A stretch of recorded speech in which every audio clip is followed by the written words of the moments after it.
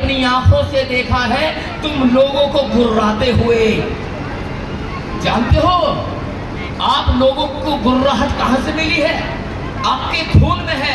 आपको गुर्राहट और सिंह गर्जना मिली है चक्रवर्ती सम्राट चंद्रगुप्त मौर्य से। आपको गुर्राहट मिली है चक्रवर्ती सम्राट बिंदुसार से। आपको गर्जना मिली है चक्रवर्ती सम्राट अशोक से। आपको गर्जना मिली है कनिष्क से, हर्षवर्धन से, और ऐसे ही सैकड़ों राजे महाराजों का खून आपके शरीर में दौड़ रहा है।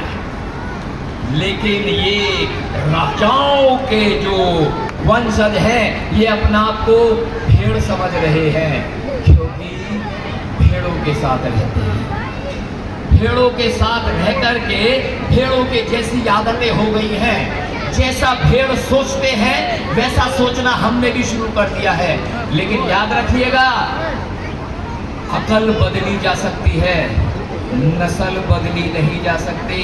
तुम शेर के बच्चे थे, शेर के बच्चे हो और शेर के बच्चे रहोगे। और ये आपको एहसास करवाया था बाबा साहब अम्बेडकर ने, फिर मान्यवर साहब काशीराम ने, और न जाने अब तो कितने लोग आपको आकर के बता रहे हैं, समझा रहे हैं। इतनी देर से संगीत के माध्यम से आपको यही समझाया जा रहा है कि आप भेड़ नहीं हो, आप शेर हो। एक आखिरी बात कह करके अपनी बात समाप्त करूं। बात उस समय की है जब साइमन कमीशन भारत में आया। जब साइमन कमीशन भारत आया तो साहब लोगों ने बड़ा विरोध किया। अच्छा, लोग विरोध भी इसलिए कर रहे थे क्योंकि वो लोग सोच रहे थे कि इनकी आज़ादी के बीच में खतरा है साइमन कमीशन। मैं आपकी जानकारी के लिए बता दूं कि जो साइमन कमीशन था वो आपकी आज़ादी और आपके खतरे के लिए नहीं था। साइमन कमीशन भारत में आया क्योंकि वो जानना चाहता था कि ये जो 6 करोड़ दलित लोग हैं इनकी आर्थिक स्थिति कैसी है। वो जानना चाहते थे इन 6 करोड़ शोषित पीड़ित दबे कुचले समाज के लोगों की सामाजिक स्थिति कैसी है, धार्मिक स्थिति कैसी है, मनोवैज्ञानिक स्थिति कैसी है, जानना चाहते थे। लेकिन कांग्रेस और कांग्रेस के गुर्गों ने साइमन को कहा कि साइमन गो बैक। और जानते हो वो इतने चालाक थे कि गांव के लोगों से जाकर कहने लगे कि साइमन के लोग तुम्हारे पास आएंगे तो तुम्हें उनसे कहना है कि हमारी आर्थिक स्थिति बहुत अच्छी है, हमारी सामाजिक स्थिति खराब नहीं है, हम तो धार्मिक रूप से हिंदू ही हैं। और आपको जानकर हैरानी होगी कि आपके लोगों ने बाबा साहब डॉक्टर अम्बेडकर के सामने साइमन कमीशन के लोगों से यही कहा कि हमारी स्थिति अच्छी है, आर्थिक स्थिति अच्छी है, सामाजिक स्थिति अच्छी है, मनोवैज्ञानिक स्थिति अच्छी है, धार्मिक स्थिति अच्छी, यही कहा। जब ये वाली बातें बाबा साहब ने सुनी तो 6 फुट का आदमी, नीला कोट, लाल टाई लगाने वाला आदमी, आंखों से आंसू आने लगे, डबडबाने लगे। बड़े बेआबरू होकर तेरे पूछे से हम निकले, बड़े बेआबरू होकर तेरे पूछे से हम निकले, बहुत निकले मेरे अरमा, और फिर भी कम निकले। गाड़ी में बैठकर वापस जा रहे थे, अभी गाड़ी में बैठे हैं तो गाड़ी में बैठ कर के बाबा साहब ने देखा दूर कहीं से एक महिला धीरे धीरे बाबा साहब की तरफ चली आ रही है। उसने पूरी महिला ने अपने सिर के ऊपर लकड़ी के गट्ठर बांधे हुए हैं। बाबा साहब ने कहा गाड़ी रोको, गाड़ी को रुकवाया गया। बाबा साहब दरवाजा खोल के बाहर आए। बाबा साहब महिला की तरफ देख रहे थे, महिला ने बाबा साहब की तरफ देखा, बाबा साहब ने महिला की तरफ कदम बढ़ाए, महिला ने बाबा साहब की कदम बढ़ाए। डर गई, घबराने लगी, कहने लगी बाबूजी मुझे माफ कर दो, बाबूजी ये जो लकड़ियां हैं मैंने चुराई नहीं है, बाबूजी मैंने तोड़ी नहीं है लकड़ियां, बाबूजी ये लकड़ियां जमीन पर पड़ी हुई थी, मैं बीन करके लाई हूं लकड़ियां, बाबूजी ये लकड़ियां नहीं। बाबा साहब ने कहा सुनो मेरी माँ, मैं तो तेरा ही बच्चा हूं, तू मुझसे ना डर ना घबरा। जानती हो ये अंग्रेजी हुक्मरान के लोग लंदन से आए हैं, इन्हें बता कि तेरी समाज की स्थिति कैसी है, सत्य बता।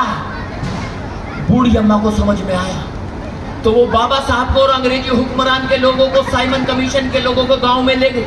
गांव में ले गई तो लोगों से बात करवाई। जब लोगों से बात करवाई तो वहां क्या पता चला? जानते हो महिला क्या कह रही थी? अंग्रेजी हुक्मरान के लोगों से कह रही थी, बाबूजी बाबूजी हमारी सामाजिक स्थिति अच्छी नहीं है बाबूजी। बाबूजी बाबूजी ये जो ठाकुर लोग हैं हमसे बेगार करवाते हैं बाबूजी। बाबूजी अपने खेतों में हल चलवाते हैं लेकिन पैसे नहीं देते बाबूजी। बाबूजी बहुत स्थिति खराब है। बाबूजी सुनो ना, गरीबी का आलम ये है कि धोती का टुकड़ा इतना छोटा है कि कूल्हा ढकूं तो छाती दिखती है और छाती ढक दूं तो कूल्हा दिखता है बाबूजी। बाबूजी हमारी स्थिति बिल्कुल अच्छी नहीं है। सुनो बाबूजी, बाबूजी ये जो मंदिर आप देख रहे हैं ना, इस मंदिर की एक एक ईंट चाचा दगड़ू ने लगाई थी। और सुनो ना, मंदिर में ये जो प्रतिमा रखी है ना, ये प्रतिमा मेरे चाचा ने बनाई थी। लेकिन बाबूजी अब इस मंदिर में जाने पर, हमारे जाने पर ये मंदिर है पवित्र हो जाता है बाबूजी। हमारी स्थिति अच्छी नहीं है बाबूजी। बाबूजी वो ये कहता है कि तू अपनी लुगाई को कोठी पर भेज दीजिए, और हमारी औकात नहीं होती बाबूजी उसे मना कर दे।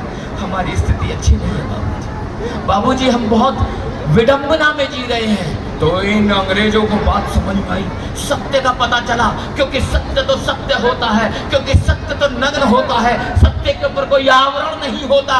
तो जानते हो लंदन से फरमान आया कि इन 6 करोड़ लोगों का नेतृत्व करने वाला व्यक्ति अगर कोई है तो वो है doctor Bhimrao Ambedkar. And doctor Bhimrao Ambedkar you are cordially invited to attend the Golmej Sammelan for 1930, 1931 and 1932। वह फरमान आया कि बाबा साहब आप गोलमेज सम्मेलन अटेंड कर सकते हैं 30 में, 31 में और 32 में। तब कहीं जाकर के आपकी आवाज उठाने का मौका बाबा साहब को मिला, और उन्होंने अंग्रेजों को छोड़ा नहीं।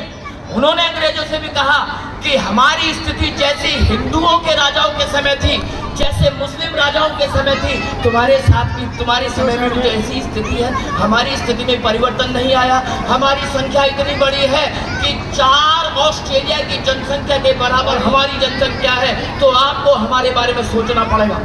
तो जानते हो क्या हुआ? अंग्रेजों ने आपको डबल वोट का अधिकार दिया और सेपरेट इलेक्टोरेट का अधिकार दिया। जानते हो डबल वोट क्या थी? आज आप